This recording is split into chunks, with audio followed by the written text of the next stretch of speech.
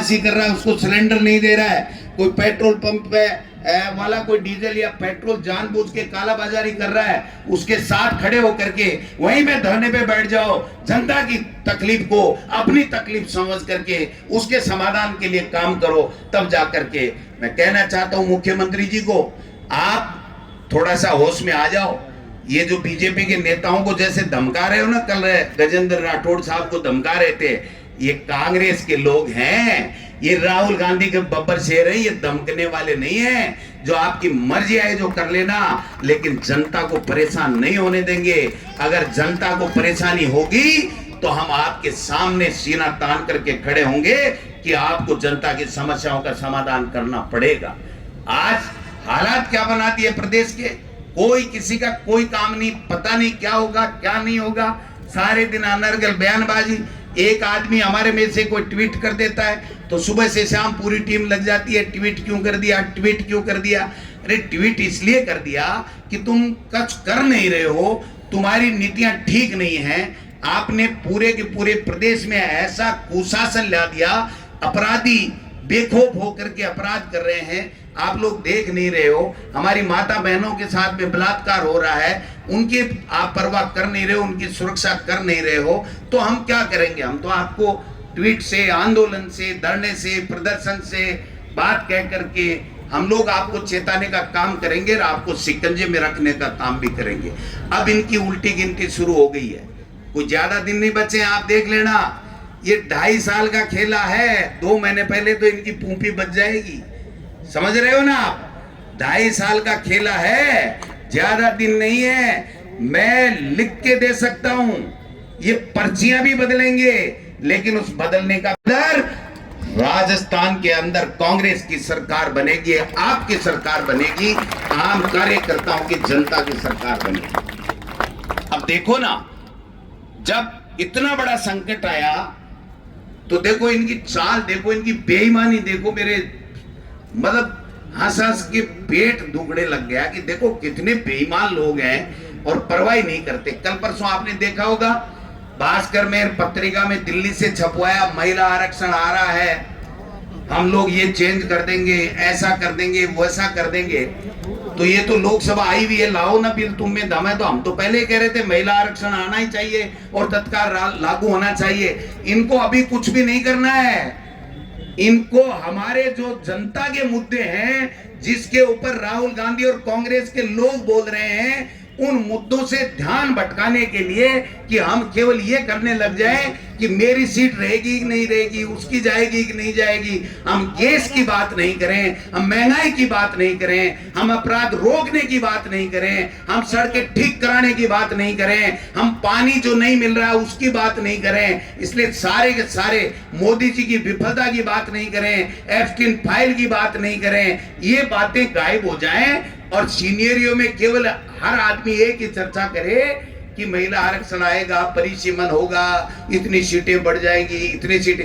अरे जो बढ़ी हुई है उसमें ही न्याल नहीं हो रहे हैं तो फिर बढ़ा करके धोनी करके क्या न्याल करते हो। देश की लोकसभा के अंदर किसी भी सांसद को एक सत्र में 1 या 2 बार 5-5 मिनट बोलने का समय मिलता है, यानी एक सांसद है पूरे 1 महीने के बजट सत्र में ज्यादा से ज्यादा वो 10 मिनट भी नहीं बोल पाता।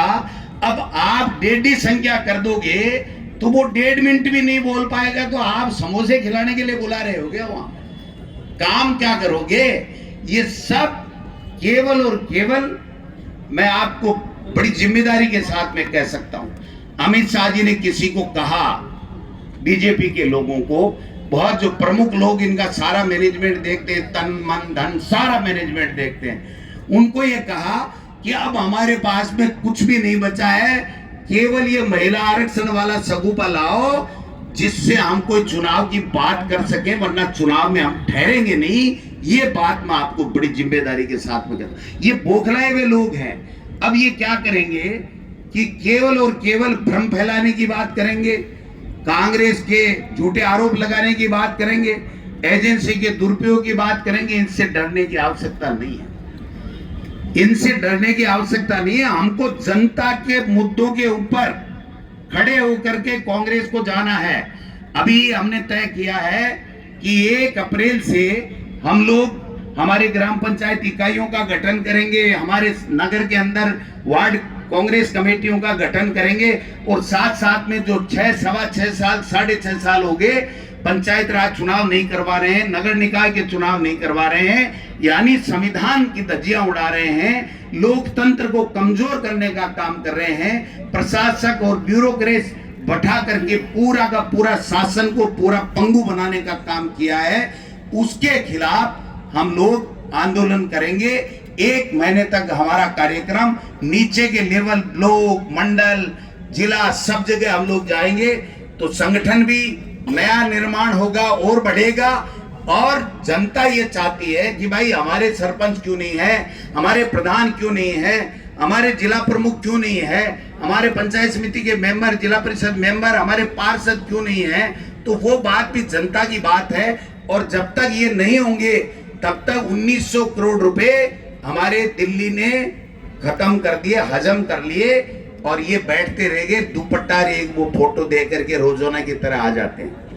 मैं कहना चाहूंगा मुख्यमंत्री जी, जब आप जाओ कुछ नहीं मिलता है, आपको डांट मिलती है, इसके अलावा कुछ नहीं मिलता है, लेकिन जब फोटो खिंचाओ तो थोड़ा मुस्कुरा के खिंचा लिया करो, जिससे यहाँ के बीजेपी वालों को थोड़ी राहत तो मिले कि चलो साहब हंस के प्रधानमंत्री जी ने बात कर ली।